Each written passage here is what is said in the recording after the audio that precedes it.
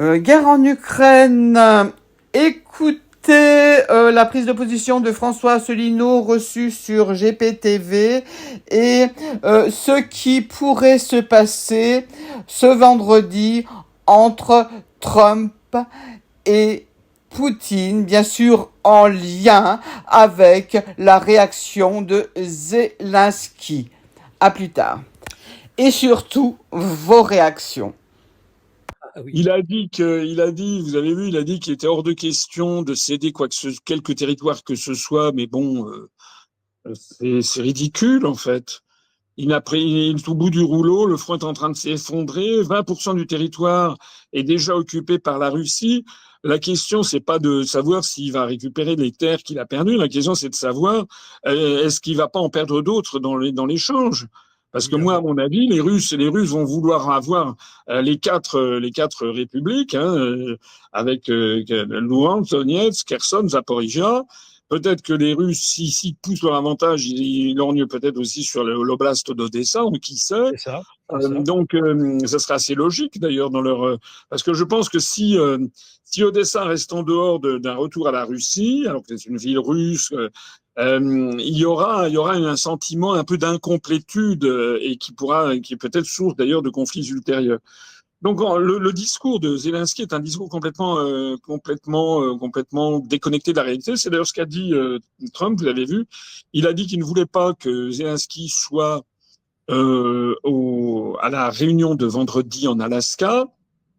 Et il a dit, c'est assez drôle, c'est du Trump, ça c'est toujours très direct. Il a dit que Zelensky, il a été là à toutes les réunions, il a fait toutes les réunions depuis 3 ans et il ne s'est rien passé. Donc, sous-entendu, on n'a pas besoin de Zelensky, C'est c'est nous ça. qui allons décider. C'est assez Régler le rigolo. problème nous-mêmes. Oui. Et bien alors, le dernier groupe, alors il y a un dernier groupe, c'est évidemment les Européens. Alors, c'est les Européens maintenant de façon un peu, comment dirais-je, en groupe. Alors, vous avez Macron, vous avez Merz, vous avez von der Leyen, vous avez Meloni, vous avez Stubb, le finlandais, vous avez Tusk, le polonais, et vous avez Starmer, dont on découvre d'ailleurs au passage que le Royaume-Uni, le gouvernement britannique, en fait, trahit complètement l'esprit du Brexit. Hein. Il s'acoquine systématiquement avec la diplomatie européenne. Donc ça, c'est le groupe dont malheureusement nous faisons partie et qui est en fait vraiment pathétique. Ils sont pathétiques parce qu'ils se rendent compte qu'ils ont absolument tout perdu. Voilà. L'argument qu'ils utilisent, c'est de dire il faut qu'on soit présent, il faut que Zelensky, parce qu'on ne peut pas décider de l'avenir des Ukrainiens sans les Ukrainiens. Bien sûr, dans le principe, on ne pourrait qu'acquiescer à ce propos d'apparent bon sens, mais enfin, que je sache, on décide de l'avenir des Français sans leur demander ce qu'ils en pensent. Les Français, ils ont été ponctionnés de dizaines de milliards d'euros pour donner à Zelensky, à son régime néo-nazi en Ukraine, sans qu'on ait jamais demandé aux Français s'ils étaient d'accord. Donc, pareil pour les Allemands, pareil pour les Polonais, c'est pareil pour les Anglais. Donc, ils sont les derniers du monde à dire ça. Puis par ailleurs, c'est pas nouveau dans l'histoire du monde que les peuples, c'est pas, on demande pas toujours l'avis des peuples, surtout lorsqu'une guerre se termine. À la fin de la Seconde Guerre mondiale, on n'a pas beaucoup demandé l'avis des peuples des peuples européens pour savoir dans quel camp ils allaient être placés. La France s'est retrouvée dans le camp américain. Et puis les pays de l'Est se sont retrouvés sous la coupe de Staline, et puis les frontières ont été redécoupées, et puis il y a eu des transferts de population, les peuples, on leur a pas demandé leur avis. Donc le fait qu'on ne demande pas son avis à Zelensky, bon, c'est normal, en définitive, il a perdu, voilà, il pèse rien, mais encore une fois, c'est pas une guerre de l'Ukraine contre la Russie, c'est une guerre de l'OTAN contre la Russie. Mais alors le problème qui se pose aussi, c'est que si on y réfléchit bien, Trump, il pourrait avoir un bilan finalement pas mal s'il topait avec Poutine assez rapidement, Ouais.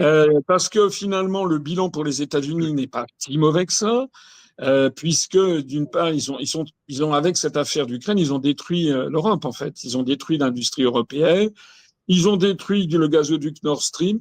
aucun Européen ne cherche toujours à avoir le fin mot de cette histoire. Moi, tout le monde est au courant, mais donc ils ont détruit le gazoduc Nord Stream, ils ont donc renchéri considérablement le coût de l'énergie en Europe.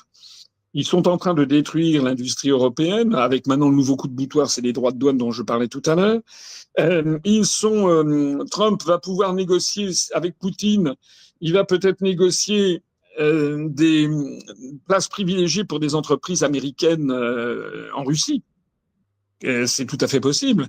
Il Exactement. est possible que des entreprises américaines d'automobiles, par exemple, prennent la place de, je sais pas, que nous avions. Et puisque nous sommes dans le mauvais camp. Et on continue à soutenir Zelensky contre. Enfin, il y a un petit côté, vous avez Sigmaringen, hein, vous savez, à la fin de la Seconde Guerre mondiale, lorsque le gouvernement de Pétain avait été embarqué par les Allemands en Allemagne au château de Sigmaringen, on continuait à vivre dans un état irréel. Donc l'Europe et continuant encore à soutenir l'Ukraine, elle se place dans la position où Poutine n'a strictement rien à donner aux Européens, et s'il veut négocier, il peut donner quelque chose aux Américains. Donc moi, je verrais assez bien qu'il y a un accord, parce que c'est les deals, c'est ce que cherche Trump, où Trump dit, voilà, vous savez qu'il y a une espèce de tour de passe-passe, il est parvenu à un accord avec Poutine, que Poutine, donc, on lui laisse tout le Donbass, les 4 républiques, voilà. En revanche, Odessa qui est conservé par l'Ukraine avec un débouché sur la mer, et puis l'Ukraine n'entrera pas dans l'OTAN, et ça c'est quand même les États-Unis qui en décident, conformément à ce que voulait Poutine. Mais dans le même temps, il annonce un grand accord, des gros big business, des accords d'investissement conjoints sur l'exploitation des nodules polymétalliques ou des hydrocarbures ou des terres rares dans la Sibérie extrême-orientale, ou des co-entreprises dans l'océan glacial arctique, qui a du big business. Je verrais bien, ça c'est le paquet cadeau qui d'ailleurs comporterait une dose de réalité, où vous auriez Wall Street et vous auriez un certain nombre d'entreprises américaines qui iraient dans le scénario, dans le narratif de Trump, et diraient mais finalement c'est très très bien, etc. Et puis en même temps, vous auriez toute la presse américaine qui gloserait sur l'effondrement de la perte géostratégique majeure pour l'Europe, et l'Europe là-dedans n'ayant plus que ses yeux pour pleurer. Voilà. Alors la seule chose dans ce scénario que j'évoque, c'est est-ce que Poutine est prêt à transiger en ce moment? Est-ce que Poutine est prêt, dans le scénario que je viens de dire, par exemple, à laisser tomber l'oblast d'Odessa? Est-ce que Poutine est prêt à pas pousser son avantage alors que quand même, d'abord il doit être poussé dans les reins par ses collaborateurs qui doivent lui dire il faut tout accepter. Est-ce que Poutine serait prêt même? Il y a des gens qui ont évoqué, vous savez, je crois que c'était dans le Wall Street Journal, qu'il y ait une espèce d'accord sur la ligne de cessez-le-feu. Mais comme la ligne de cessez-le-feu, elle bouge très très vite en ce moment, je pense que c'est aussi une des raisons pour lesquelles ça bouge, c'est que on peut pas avoir un accord sur une ligne de cessez-le-feu qui bouge à toute allure. Donc, est-ce que Poutine est prêt à mettre un petit peu d'eau dans son vin, est prêt à ne pas aller jusqu'au bout, est prêt à ne pas récupérer l'oblast d'Odessa qui lui permettrait de faire la jonction avec la Transnistrie? Je ne sais pas. Est-ce que Poutine, c'est l'un des mystères. Mais si Poutine est prêt à ça, moi, je n'exclus pas totalement qu'il y ait une surprise du chef, qui est celle que je viens de dire, où Trump expliquerait mais il l'a déjà fait à plusieurs égards. Rappelez-vous comment cette affaire s'est terminée, le conflit, la guerre des 12 jours Israël-Iran. Il a quand même expliqué que l'Iran avait été écrasé, etc. Ce qui n'est pas vrai du tout. Enfin, c'était pour pour faire passer l'affaire.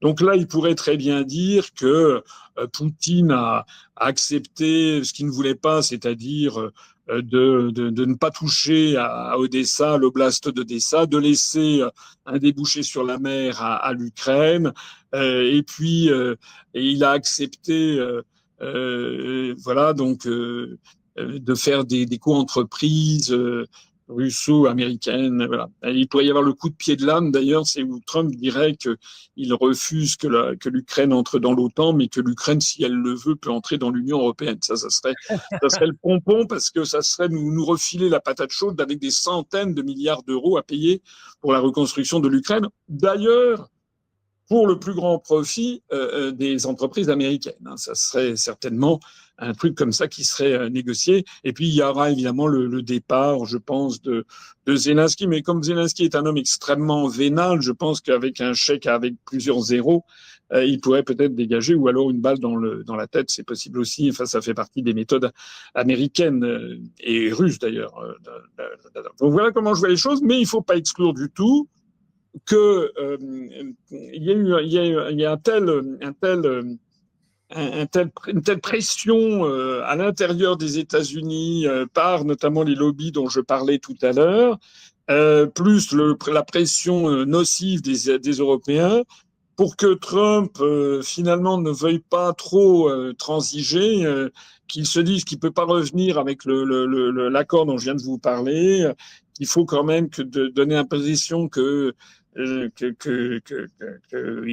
Trump, que Poutine n'a pas gagné tout le Donbass, quoi. Je sais pas ce qui peut lui passer par la tête. Et à ce moment-là, il n'est pas impossible que ça se termine par un fiasco, hein, que ça reparte. Et à ce moment-là, si c'était un fiasco, je pense que Trump demanderait aux Européens de financer l'achat d'armes par l'Ukraine, qui seraient des armes américaines. Bon. Et je pense qu'à ce moment-là, Poutine accélérerait son opération sur le front de l'Ouest. Voilà comment je vois les choses, hein, maintenant. Chacun peut voir autrement.